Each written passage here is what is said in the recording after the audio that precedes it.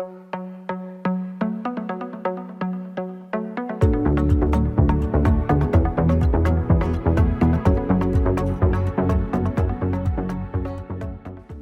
so now I'm going to show you the colors that we have mixed. Here is my base one.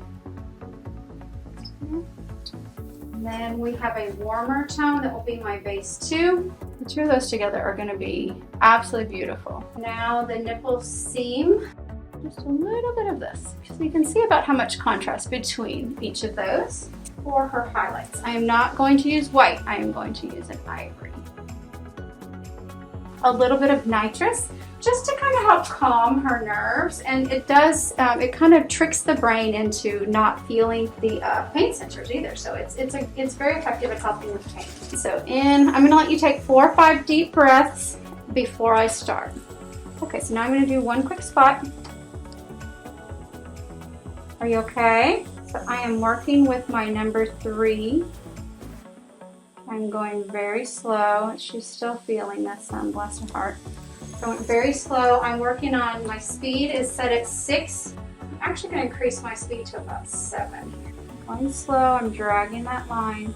And you'll find on this first pass, when your patients are feeling it, they're going to kind of pull away from you. So don't let that scare you. The little bit of unevenness to the nipple looks really, really good. You don't want it to be a perfect circle anyway. Okay, so now I'm going to switch out to my 15 curved mag. And so I'm going to increase my speed to about 8.5. That sounds good. I'm going to adjust my needle depths because I have changed needles. Now I'm going to use my base one. I'm going to do one little spot and I'm going to stop. So my depth is perfect. I can see that I've implanted there. It's beautiful. This is going to be a little bit stop and start just for the patient's comfort until we can get that secondary topical on her. I do not want to just keep working and hurt her, okay? So we're going to go slow.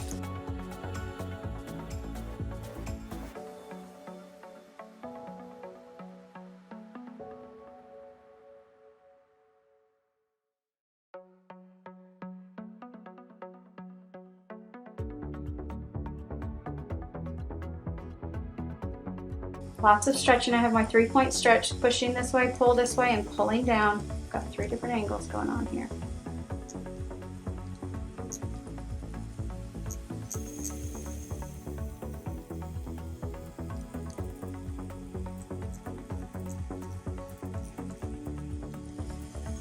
So we're locking in that outer line very softly. You do not want to keep implanting until you've fully saturated. Just enough that you can see the outer edge where you're going, and enough that we've broken the skin so that we can get our topical down in there to keep her comfortable. Now we have some unevenness here that we have to account for, so make sure you're working slowly in the skin and that you have a really good stretch. Where the paddle flap is totally different texture and it has a lot more give than out here. So you do have to kind of keep adjusting to whatever texture you're working on. So you can see here, the more I wipe and clean, that is why I start with my outer line first, is to make sure that I do not lose that outer line, my pre-draw.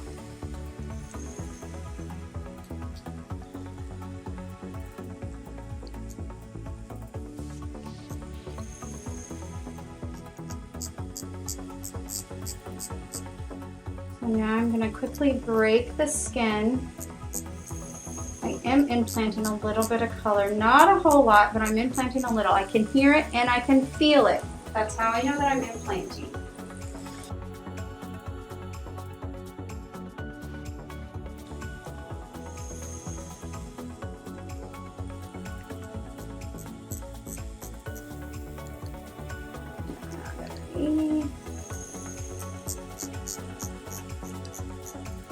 You can see the skin starting to give as I'm tattooing. You don't want that. You need to adjust your stretch and make sure that the skin is stable and that it's stretched and it's not going anywhere. So I'm going to readjust my 3-point stretch here.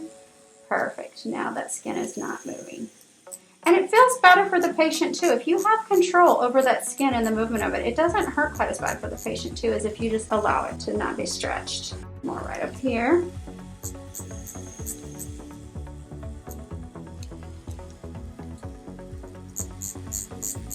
Leave a little bit of this edge here for the other color.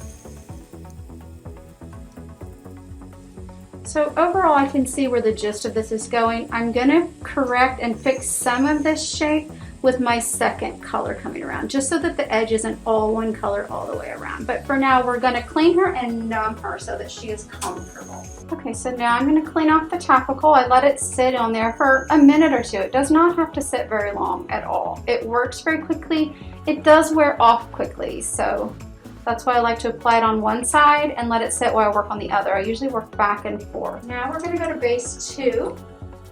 I'm still using my 15 curved mag, and I'm still at 8.5 on my speed.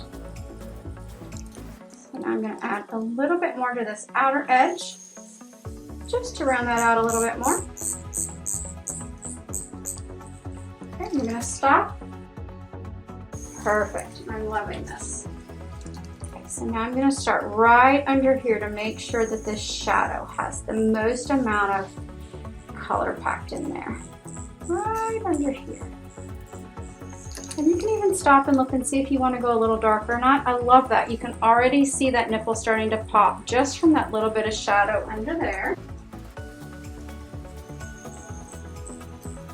And I'm not going full saturation here again. I'm just adding a little bit of depth and texture.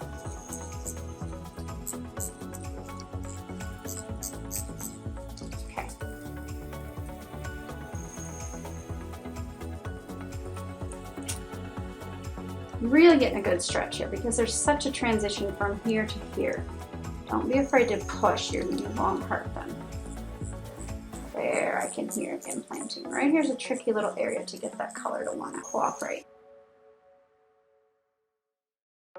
So I'm really happy with the texture that we're seeing. This little bit of unevenness, that is what you want. You do not want full saturation right now. So now I'm going to switch back to my base 1, and I'm going to go over this one last time all the way around the entire thing quickly. I'm going to start right under the nipple crease for that shadow.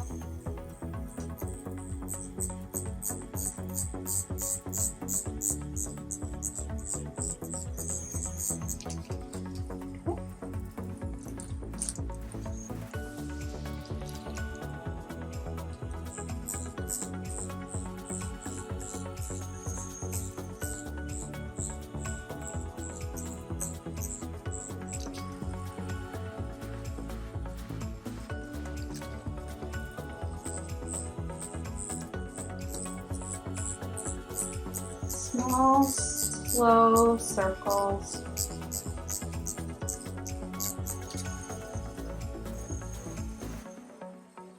I'm really happy with that. I still want to round this out a tiny bit more right up here just for shape purposes. There we go.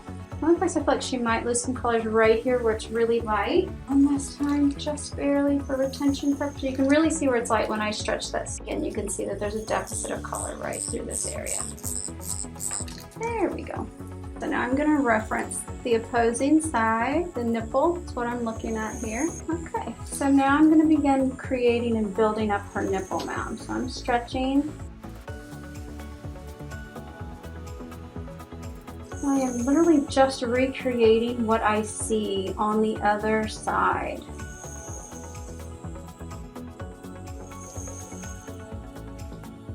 I want to give her a distinct crease right under here.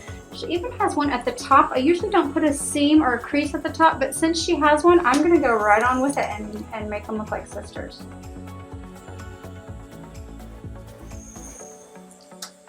So now I really like base 2, the warmth of it. I'm going to begin to build this up, and I'm doing pointillism, and I'm doing my little moon shape in here.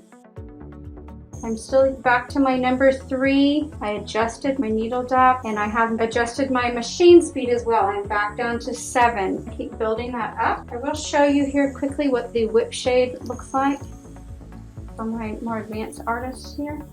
I'm still going in kind of the shape of the moon, but I'm literally just, it's a whipping motion in the skin, and it shades very, very nicely as well.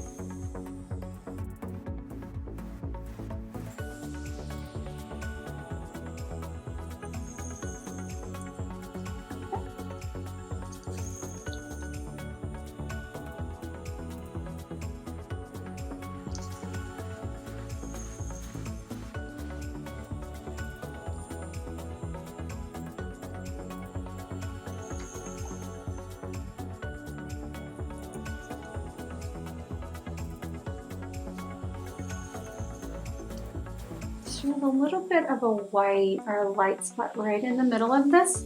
And then inside of that light spot is a little nipple seam or crease. I'm gonna go ahead and put that crease on this side as well, and it's itty bitty teeny tiny.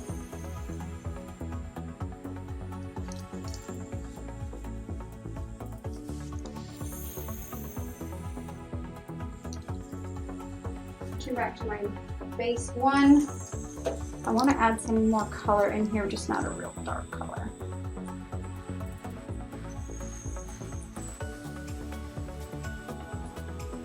Okay. Yeah.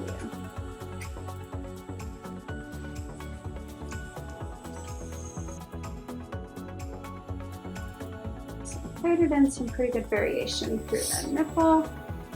Now I'm going to give her a few little wrinkles. So I'm going to switch over to my darkest crease seam. I'm going to give her some wrinkles right up and around close to the nipple.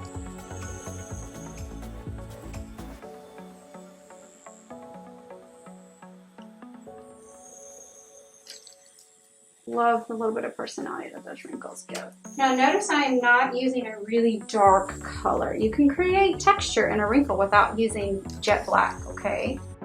Last thing you want is for the wrinkle to become the focal point of the areola. I like to add a larger quantity of wrinkles and not so much the intensity of the wrinkle.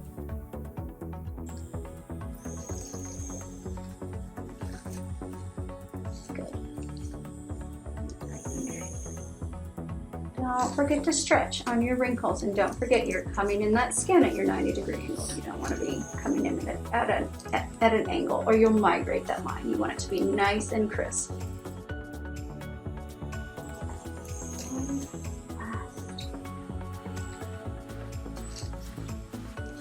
So now I'm going to start building some of her Montgomery glands, and I'm still using that darker color because it is a conservative. I don't have a whole lot of contrast here because she doesn't have a whole lot of contrast there. So because my darkest seam color is not real dark, I'm going to go ahead and use it to make my shadows for the Montgomery glands. So I am stretching.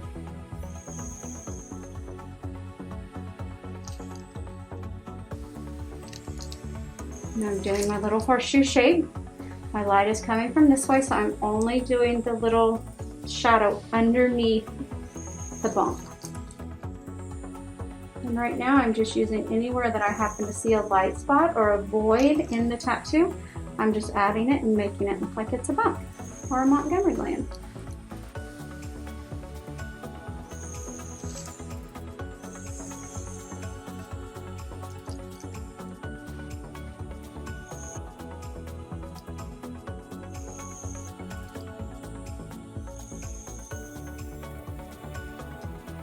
Very gentle, very little trauma to her tissue here today, very little weeping. She's doing great.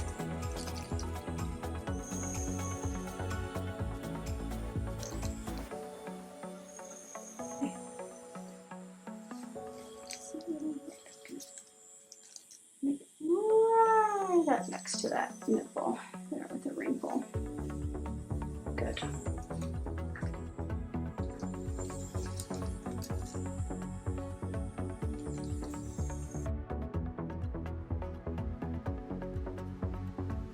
Just very lightly, just for texture, not really even so much a wrinkle as it just is for personality. And this way, fun stuff getting put in there. This is the good stuff. Don't be afraid to do some little wrinkles all around there. All right, so now I'm going to stop and I'm going to change out to a clean needle for the white, or in this case, the camouflage. So my machine speed is still being ran at 7, my depth is the same. The only thing that changed was I used a brand new needle so that my white does not become clouded or dirty. So now, because she has this nice little round spot in the center of her nipple, I'm gonna go in here and I'm gonna give her that on this side as well.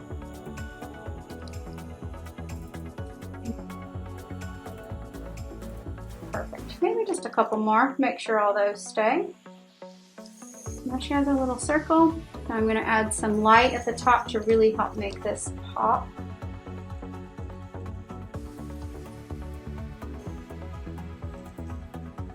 A little bit more. And so now I'm going to start accentuating my other wrinkles, acknowledging my light source from here.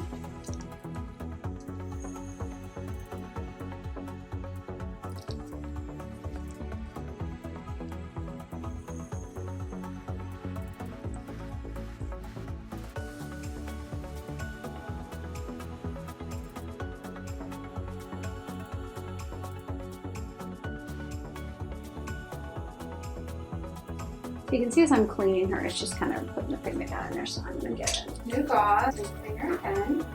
Lots to clean in here. Now you're going to see bubbles in there.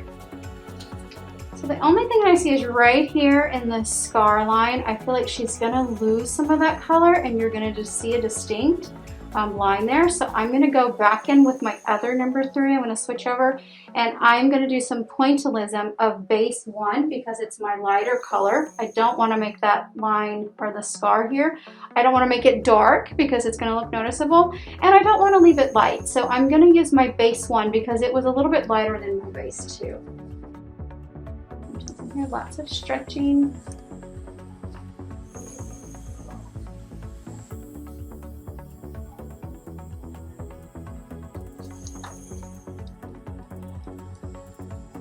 So notice I am doing pointillism. I'm not going to sit there and color it in solid or you will create a line there. So I'm just doing little pointillisms inside that scar tissue. Stretching, and I'm coming in at different angles to make sure that I am down in all the crevices so that no light is reflecting off anywhere where there's not any color. Come at that angle, and then I'm going to come in from another angle here as well. There we go.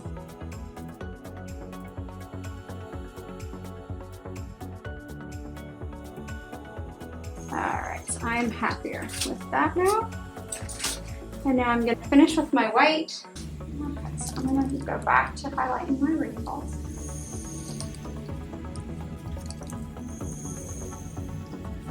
And now I'm going to start filling in my little Montgomery glands as well. Now I'm going to put white in the Montgomery glands.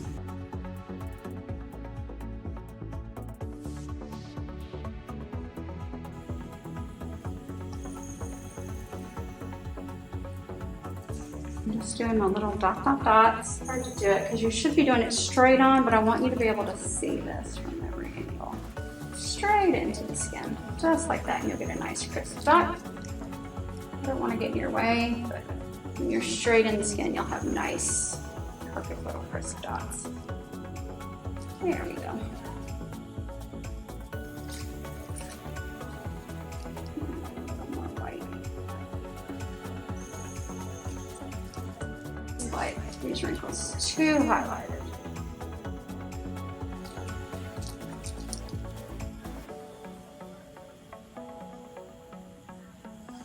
Okay, so we are going to stop for today, let that heal, and see if we need to add any more contrast to it. Now I'm going to move to the opposing side and we're going to fill in the scar tissue.